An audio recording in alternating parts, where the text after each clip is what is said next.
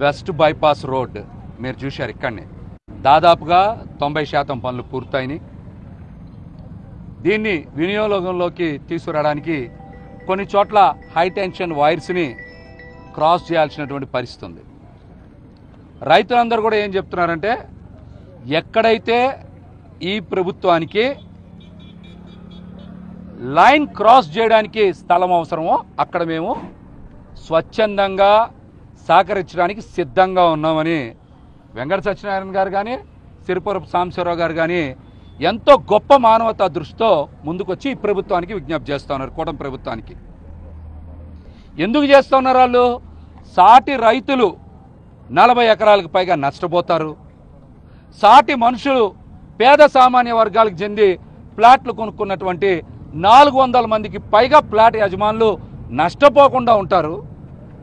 400 కోట్ల రూపాయల ఆస్తులు నష్టపోకుండా ఉండాలి అంటే మేమిద్దరం సహకరిస్తే సరిపోతుంది కదా అనే ఒక గొప్ప ఉద్దేశంతో వాళ్ళు బయటకు వచ్చి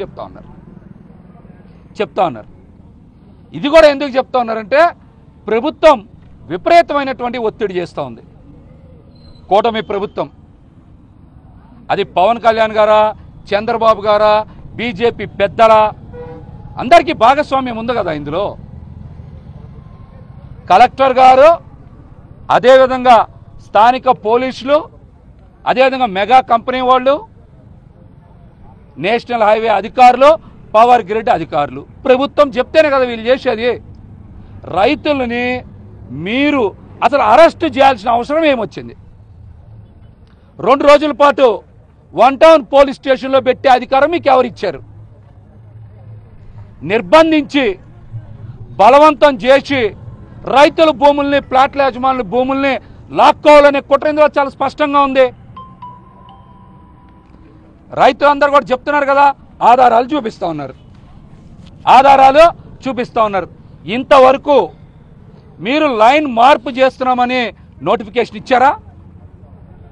నష్టపోతున్నటువంటి రైతుల వివరాలు పేపర్ నోటిఫికేషన్కి ఇచ్చారా? ఒక్కొక్క రైతుకు కానీ ప్లాట్ యజమానికి కానీ ఎంత విస్తీర్ణం పోతుందో రెవెన్యూ అధికారులు ఇంతవరకు తెలియజేశారా? నేషనల్ హైవే అథారిటీస్ ఎక్కడన్నా ఒక నోటిఫికేషన్ ఇచ్చిందా? ఇవ్వలేదంటే మీరు రైతుల్ని బలవంతంగా అలా భూములు లాక్కోవాలనేటువంటి కుట్ర అంతా అర్థమవుతుంది. ఇంత బలవంతం దేనికోసం? ఎవరికి ప్రయోజనాలు చేకూర్చడం కోసం? ఇందులో చాలామంది రిటైర్డ్ ఎంప్లాయీస్ కూడా ఉన్నారు. ఇంజనీరింగ్ విభాగంలో పనిచేసిన వాళ్ళు ఉన్నారు. స్కెచ్లు వాళ్ళు కూడా తయారు చేయించి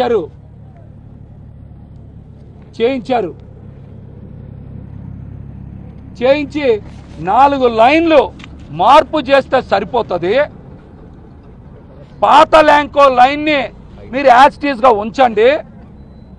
అనేక చోట్ల ఇబ్బంది వచ్చిన దగ్గర ఉన్నటువంటి స్తంభాలనే ఎత్తు పైకి లేపారు కదా, అదే విధానాన్ని జక్కంపూడిలో, అదేవిధంగా నున్నలో కొనసాగించమని కోరుకుంటున్నారు. కొత్తదేం కోరుకోవట్ల వాళ్ళు. మిమ్మల్ని కొత్త ప్రపోజల్ ఏమి అడగట్లా. లైన్స్ అవసరమైన దగ్గర మేము 4 చోట్ల సహకరిస్తామని చెప్తా ఉన్నారు. ఇంకొన్ని చోట్ల ఎత్తు తక్కువైతే ఎత్తు పెంచుకునే సౌలభ్యం ఉందే కాబట్టి ఎత్తు పెంచుకోమని చెప్తా ఉన్నారు. ఎందుకు మీరు పనులు చేయట్లా? దీని వెనకాల ఉన్న కుట్ర ఏంటి? ఎవరి ప్రయోజనాల కోసం ఇదంతా చేస్తూ ఉన్నారు? కలెక్టర్ గారిని కలిశారు కదా అందరూ, వెళ్ళి 3 గంటల పాటు మీటింగ్ జరిగింది కదా కలెక్టర్ గారితో. కలెక్టర్ గారు మెగా వాళ్ళతో, నేషనల్ హైవే వాళ్ళతో, పవర్ గ్రిడ్ వాళ్ళతో, రెవెన్యూ వాళ్ళతో కలిపి ఈ రైతులతో కమిటీ వేస్తానని వారం రోజుల కిందనే కదా మాట ఇచ్చారు. ఈ వారం రోజుల్లో ఏం జరిగింది? కలెక్టర్ గారు కూడా దీనికి సమాధానం చెప్పాలి. మీరు చట్టానికి లోబడి పనిచేయాల్సిన వ్యక్తులు కదా. మీరు చట్టానికి లోబడే పనిచేయాలి. మీరు నోటిఫికేషన్ ఇచ్చారా? రైతుల వివరాలు ప్రకటించారా? నష్టపరిహారం ఎంతో వాళ్ళకి చెప్పారా? వాళ్ళ విస్తీర్ణం ఎంత పోతుందో చెప్పారా? ఇవన్నీ చేయకుండా బలవంతంగా భూములు లాక్కోవడానికి మీరు ఎవరు? అసలు రైతుల్ని 2 రోజుల పాటు పోలీస్ స్టేషన్లో నిర్బంధిస్తారా? భుజానికి ఆపరేషన్ జరిగినటువంటి వెంకట సత్యనారాయణ గారిని బలవంతంగా పోలీసులు లాక్కెళ్ళి పోలీస్ స్టేషన్లో కూర్చోబెడతారు వారిని. ఈ మధ్య సర్జరీ కూడా చేయించుకున్నారు. ఇదంతా కూడా కేవలం మెగా ఇంజనీరింగ్ కంపెనీకి కాంట్రాక్ట్ల రూపంలో కోట్ల రూపాయలు లబ్ధి చేకూర్చడానికే. రెండవది, ల్యాంకో మూతబడినటువంటి సంస్థ, ఒక్క యూనిట్ కూడా కరెంటు ఉత్పత్తి చేయనటువంటి సంస్థ. ఆ సంస్థకి లాభాలు చేకూర్చడం కోసం మాత్రమే అవసరం లేకపోయినా ల్యాంకో లైన్ని మార్పు చేస్తూ ఉన్నారు. ల్యాంకో వాళ్ళు ఎక్కడన్నా లైన్ మార్చాలని మీకు ఏమైనా అర్జీ పెట్టారా? ల్యాంకో లైన్స్ వలన ఇప్పుడేమన్నా కొత్తగా అక్కడేమన్నా లైన్స్ మార్పు చేసే అవకాశం ఉందా? అయ్యే లైన్స్ కదా అసలు. వాళ్ళు మాకు మార్పు చేయమని పెట్టినప్పుడు ల్యాంకో లైన్స్నే కదా మీరు షిఫ్ట్ చేస్తున్నారు, కొత్త లైన్లు అయ్యట్లా. అంతేనండి, కొత్త లైన్లు ఎక్కడే ఇట్లా ల్యాంకో లైన్స్నే మార్పు చేస్తూ ఉన్నారు. అసలు కరెంటు ఉత్పత్తి ఆగిపోయి ఒక్క యూనిట్ ఉత్పత్తి చేయనటువంటి ల్యాంకో సంస్థ టవర్ లైన్లని అసలు మార్చాల్సిన అవసరం ఏముంది? అది కూడా ప్రైవేట్ సంస్థ, మూసిపోయింది కదా, అందరికీ తెలిసిన విషయమే కదా. గత 3-4 ఏళ్లుగా ఉత్పత్తి ఆగిపోయిన ఒక సిక్ యూనిట్ గురించి ఇంత వివాదం ఏంటి అసలు? దీని వెనకాల కుట్రేంటో తెలుసా మీకు? సదరు సంస్థకి అడగకపోయినా, లైన్లు మార్చమని అడగకపోయినా మీరు లైన్లు మారుస్తున్నారంటే వాళ్ళకంట ఆ లైన్లు చూడడానికి ఎన్హెచ్ఐ వాళ్ళు 45 లక్షల రూపాయలు ఫీజు చెల్లించి చూస్తారంట టవర్లు ఎలాగేసారా అని. వీళ్ళు కొత్త కదా, పవర్ గ్రిడ్ వాళ్ళు, ట్రాన్స్కో వాళ్ళు, ఎన్హెచ్ఐ వాళ్ళు కొత్త అని ల్యాంకో లైన్లు ఎలాగేసిందో చూడడానికంట సూపర్విజన్ ఛార్జెస్ కింద 45 లక్షలు ఇస్తారంట. ఇచ్చేశారు 45 లక్షల రూపాయలు ఇచ్చేశారు. ఇవేం మా సొంత పైత్యం కాదు, ప్రభుత్వ ఉత్తర్వుల్లో ఉన్నాయి ఇవన్నీ. అలాగేనంట వాళ్ళకి లైన్ షిఫ్టింగ్ చేస్తే ఇందులో కుట్రదే మెయిన్. లైన్ షిఫ్టింగ్ చేస్తే ఏమవుతుంది? గతంలో పని చేయనటువంటి ల్యాంకో టవర్లు, ఒక్క యూనిట్ కూడా ఉత్పత్తి చేయనటువంటి ల్యాంకో సంస్థకి ఏదైతే ఏరియాలో టవర్ లైన్లు ఉన్నాయో ఎప్పుడైతే షిఫ్టింగ్ చేస్తే ఇప్పటి వరకు కూడా విలువ లేనటువంటి ఆ భూమికి ఒక్కసారే 100,000 కోట్ల రూపాయల ప్రయోజనం కలుగుతుంది. అది కుట్ర. ఇందులో అలా అడగకుండానే ప్రభుత్వం ఎందుకు మారుస్తుంది? ప్రభుత్వానికి ల్యాంకోకి మధ్య కుట్ర ఉంది. ప్రభుత్వానికి ల్యాంకోకి, ఇది కూటమి ప్రభుత్వమే, కూటమి ప్రభుత్వానికి ల్యాంకోకి మెగాకి మధ్య ఒప్పందం ఉంది. ఆ లైన్ షిఫ్ట్ చేస్తే ఏమైంది? టవర్ లైన్ కింద ఎప్పుడైతే మారుతుందో టవర్ లైన్ కింద ఉన్న భూమి అంతా కూడా విలువ పెరిగిపోతుంది. ఇప్పుడు టవర్ లైన్ కింద ఉన్న భూమి గజం ఎంత కొంటారు? 500 కూడా కొండవు.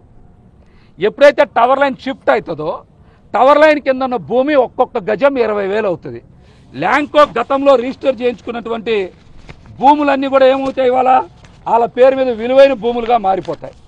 అట్లాగ ఒక 400-500 ప్లాట్లు వాళ్ళ కిందకు వచ్చినాయి అనుకోండి, ఈ ఏరియాలో 200 గజాలు 20,000 చెప్పండి, 40 లక్షలు. ఒక 400-500 ప్లాట్లు వస్తే 200-300 కోట్లు లబ్ధి చేకూరుతుంది. అంటే రైతులందరూ కూడా 300-400 కోట్ల రూపాయలు నష్టపోయినా, 100,000 మంది జీవితాలు సర్వనాశనమైనా ల్యాంకో మెగా బాగుంటే ఈ ప్రభుత్వానికి సరిపోతుందా? ఈ కుటుంబ ప్రభుత్వానికి సరిపోతుందా? మెగా ఇంజనీరింగ్ కంపెనీ వాళ్ళు వచ్చి రైతుల మీద దౌర్జన్యం. ఏమి బాబుగాడి భూమి ఇదేమన్నా? మేము అడుగుతున్నాం రైతుల తరఫున, మీ బాబుగాడి భూమి ఏమన్నా? రైతుల మీద దౌర్జన్యం చేస్తారా మీ ఇంజనీర్లు? మెగా కంపెనీ వాళ్ళకి ఏమైనా రాసిచ్చారు ఈ భూములన్నీ? రైతుల్ని మీరు స్టేషన్లో పెట్టిస్తారా? చట్టాన్ని అమలు చేయాల్సినటువంటి విజయవాడ సిపి గారు చట్టానికి వ్యతిరేకంగా ఏ విధంగా పనిచేస్తారు? స్టేలు ఉన్నాయి కదా, రైతులు ఏం తప్పు చేశారు? మా భూమిది మా అనుమతి లేకుండా టవర్ లైన్లు ఏర్పాటు చేస్తున్నారని వాళ్ళ బాధని చెప్పుకుంటే అరెస్ట్ చేసి పోలీస్ స్టేషన్లో పెడతారా? ఇంతకన్నా దుర్మార్గం ఏమనుందా? పదే మనం గత ప్రభుత్వం మీద విమర్శలు చేస్తూ ఉన్నాం కదా. అది నిజమో అబద్ధం ఎవరికి తెలియదు, విమర్శే. అది నిజమో అబద్ధం ఎవరికి తెలియదు. మరి మీరు వచ్చి వాస్తవ రూపంలో వీళ్ళందరినీ కూడా పెట్టించారు కదా పోలీస్ స్టేషన్లో. బలవంతంగా వాళ్ళ భూముల్లో మీరే కదా టవర్ లైన్లు వేసేస్తున్నారు. ఎవరి ప్రయోజనాల కోసం? ల్యాంకో కోసం, మెగా కోసమా? ల్యాంకో కోసం, మెగా కోసమా? ఇంత దుర్మార్గం ఏంటి? గతంలో 90% పనులు పూర్తయినాయి. ఇవాళ పనులు పూర్తయితే అభివృద్ధి జరిగింది, అందరికీ మంచిదే. సహకరించినప్పుడు, మీకు అడ్డుపడినప్పుడు, మీకు ఇబ్బంది పడినప్పుడు మీరు కూడా చట్ట ప్రకారం పోవాలి. అది కూడా భూసేకరణ చట్టం ప్రకారమే వెళ్ళాలి. చట్టానికి విరుద్ధంగా వెళ్ళడానికి ఎవరికి హక్కు లేదు. అది చంద్రబాబు గారైనా, పవన్ కళ్యాణ్ గారైనా, బీజేపీ అయినా. ఇంతమంది రైతులు ఆవేదన వ్యక్తం చేస్తుంటే స్థానిక ఎమ్మెల్యే వసంత కృష్ణప్రసాద్ గారు ఎక్కడా? వీళ్ళందరూ ఓట్లు వేస్తేనే కదా, వీళ్ళు కూడా మీ సానుభూతి పరులే కదా. ఏం స్పందించరా? మరి ఇదే నియోజకవర్గంలో మరి ఇరిగేషన్ శాఖ మంత్రిగా పనిచేసినటువంటి దేవినేని ఉమామహేశ్వరరావు గారు స్పందించరా? రైతుల పక్షాన్ని నిలబడరా?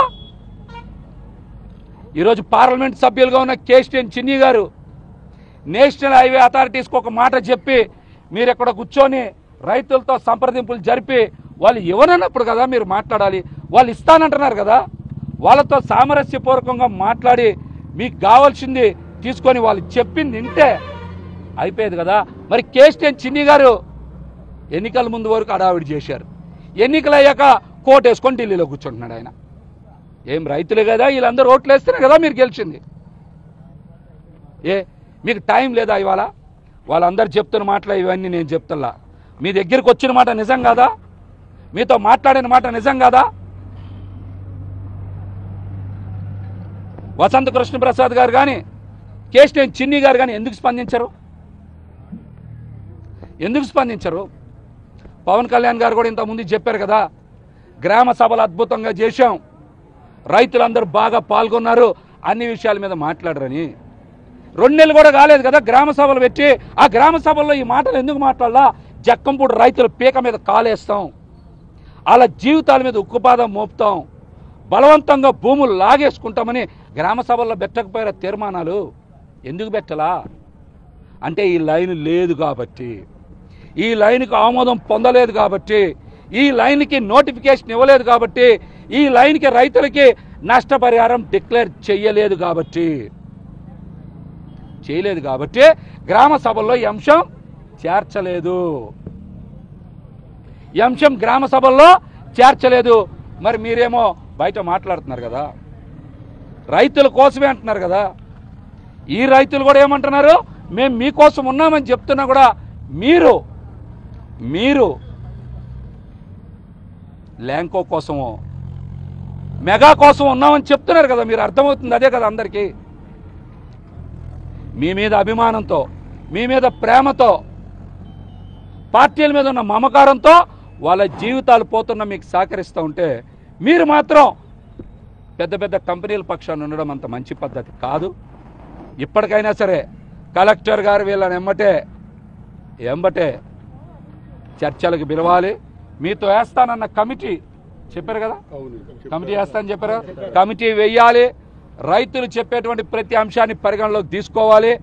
4 టవర్ లైన్లు వేయడానికి పూర్తిగా సిద్ధంగా ఉన్నారు. 11 లైన్లు వేస్తే అది ఇబ్బందే, కొన్ని వందల మందికి నష్టం జరుగుతుంది, దానికి వ్యతిరేకమే. అసలు కోరుకోని ల్యాంకో టవర్స్ని షిఫ్టింగ్ చేయడం చట్ట విరుద్ధం అని కూడా ఈ సందర్భంగా తెలియజేస్తున్నాం. రైతులకి, ప్లాట్ల యజమానులకి ఖచ్చితంగా చంద్రబాబు నాయుడు గారు కూడా చర్చ చేయాలి, వాళ్ళకి న్యాయం చేయాలి. చెయ్యకపోతే ఖచ్చితంగా మా మరసన గలాన్ని ఏ విధంగా చేయాలనేది కూడా రైతులు, ప్లాట్ల యజమానులు అతి తొందరలోనే తెలియజేస్తారు. అదేవిధంగా పనులన్నీ కూడా తక్షణమే నిలిపివేయాలి.